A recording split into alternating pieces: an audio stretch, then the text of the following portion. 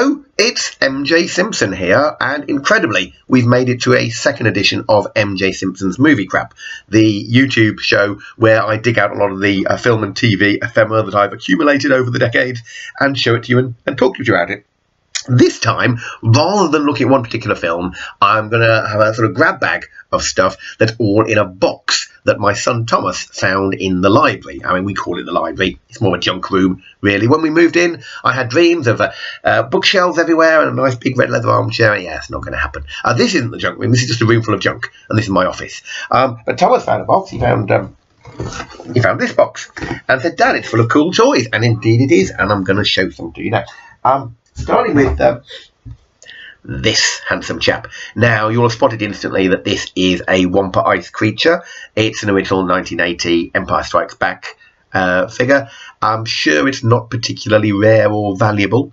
And it's not even mine. It's my wife's. And what's important about this is that the discovery that Hillary owned a Wampa Ice creature, because Empire Strikes Back is her favourite film, the discovery that she owned a Wampa was one of the things that made me fall in love with her many years ago. So this has great personal significance, which is why it's in a random box of crap in the junk room stroke library. Incredibly, I myself have never ever owned a Star Wars action figure. I was exactly the right age. I went to see Star Wars in February 1978, just a few days after my 10th birthday. But I never owned any of the toys. I don't think I even saw Empire Jedi in the cinema, and that was largely because I lived in a small village, so going anywhere near a cinema or any sort of toy shop was a rare event. So although I had very little movie crap at a young age, obviously I made up for it later. Now, one thing I did see when I was very, very little was Monty Python's Flying Circus. I'm just about old enough to have caught the end of the original run of the TV series, and I've always been a huge, huge fan of the Pythons, both together and individually. I've got lots and lots of crap to do with their TV series and films. The astute amongst you will have noticed this tie, for example, which is Mr. T.P. Gumby saying, "My braidettes," and this is a licensed Monty Python necktie. I've got literally hundreds of licensed ties upstairs. You don't want to know. And this was part of a sudden splurge of Monty Python's Flying Circus related merchandise that was suddenly on sale in the late 90s. I think it was tied in with the 30th anniversary of the TV show. But somebody had done a licensing deal somewhere, and suddenly there was all sorts of stuff, including the man himself, Mr. D.P. Gumby. Here he is. Here he is as with his little handkerchief on his head, a plush toy, as the Americans would say, a soft or cuddly toy, as we'd say. He's rather adorable. Again, you see licensed merchandise. And I don't know what you do with them. I had a look. I found one of these for sale on eBay, so they're probably pretty rare by now, nearly 20 years on. So he's lovely. I also used to have one of the oddest things ever, and I'm sure I got rid of this, which is a Monty Python's Flying Circus shower cap, which had an inflatable foot attached to the top of it. So the famous foot that was cut out of an old painting by Terry Gilliam and is in the title sequence coming out. Somebody said, let's do an inflatable version of that and attach it to the top of a shower cap, so you can have a shower with the foot on top of you. I never took it out of the box, and I don't think I own it anymore. Otherwise, I would show it to you, because it's really the oddest thing ever. But there's Mr. D.P. Gumby. Now, I love Star Wars, and I love Monty Python. And I really, really love Godzilla. And here's Mecha Godzilla. So at some point I will do a Star Wars video, and I'll do something with all my Monty Python crap, but I'll certainly do a Godzilla crap video, because I love Godzilla. This is, again, late 90s, also mid-90s, I think, really. It's a Trendmasters toy.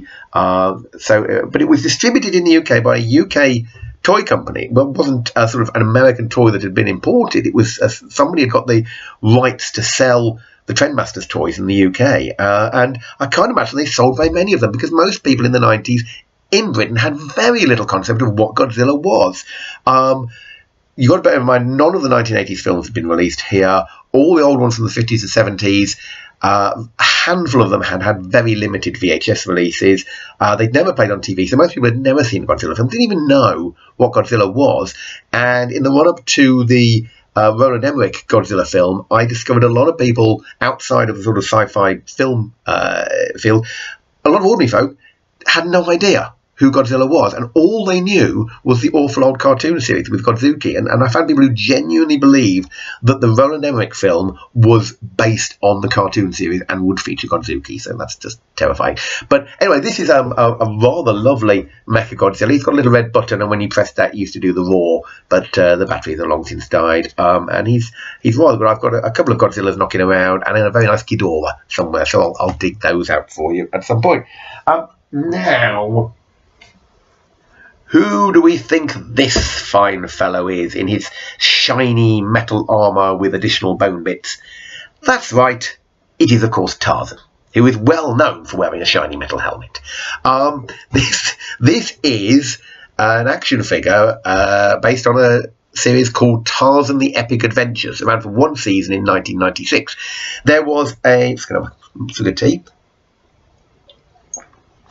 There was a vogue in the mid-90s for heroic fantasy action-adventure TV series. It all started with Hercules' Legendary Journeys, which is very successful, spun off into Xena, also very successful. And there was a Sinbad series, and there was a Conan series, and somebody said, oh, we should get the rights to Tarzan. So they did a Tarzan series, and they licensed these action figures. Now, the thing is, Sinbad had a gang with him. You know, he got a mage and a little bloke with a thief and a big black bloke who was very strong, and they were his gang. And Conan had a gang, and Hercules and Xena had supporting characters. Tarzan basically had villain of the week, and the rest of the time he spent hanging around with gorillas and elephants. So how are you going to do a range of action figures for a show that's really only got one character?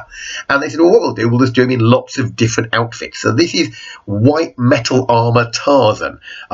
He didn't wear this in the show. It was entirely the invention of some mad toy designer. But he's kind of fun. And the reason I got this was because I bought 3 of these toys, and I wanted the other 2, and I thought, well, I'll get a Tarzan one on there. And the other 2, you'll see why I wanted them.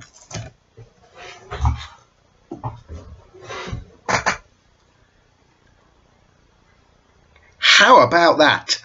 These are Martians from Barsoom. These are from the John Carter novels.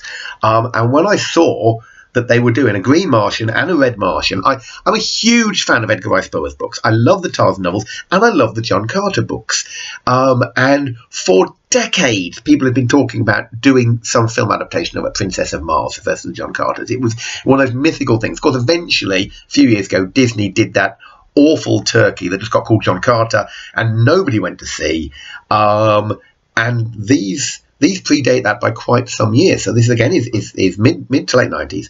And I interviewed one of the producers on Tarzan the Epic Adventures, and I asked whether they had the rights to the Barsoom novels. There is a Tarzan Goes to Mars novel. It's not by Edgar Rice Burroughs. It's kind of an unlicensed thing from many years ago that's kind of mythical.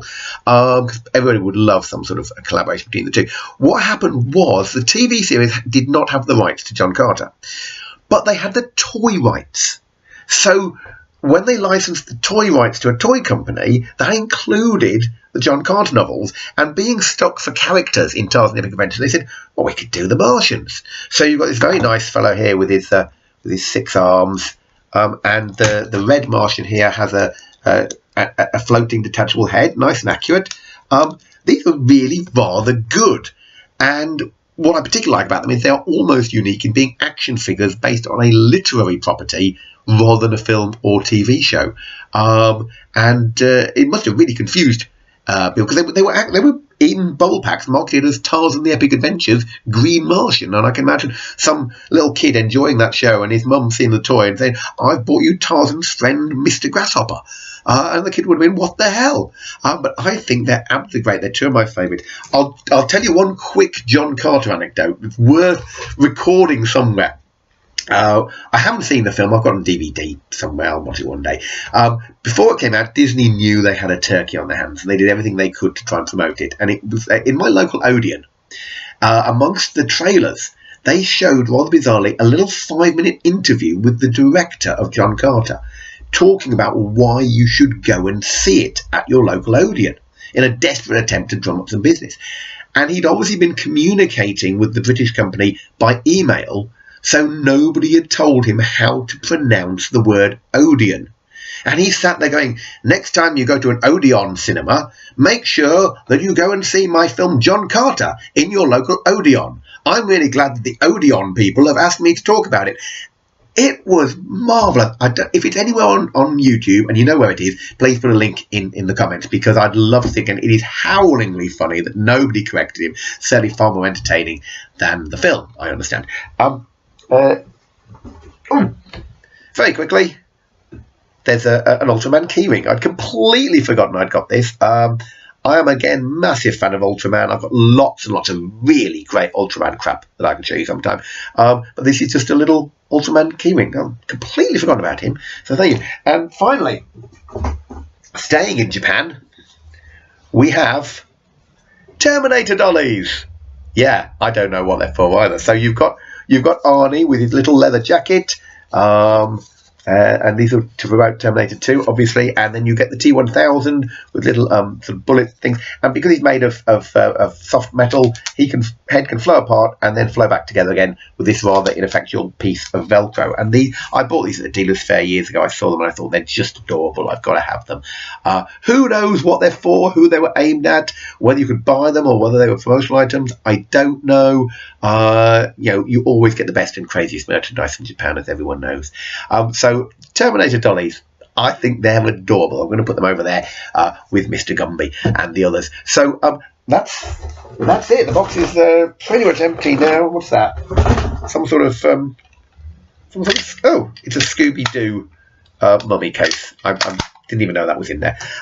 That's the end of that box now. So I hope you've enjoyed this. Let me know if you have. Let me know if you haven't. Please leave a comment below about what other sort of stuff you'd like me to see. I've got a lot of movie crap. I can dig it out. Thank you very much for watching and listening.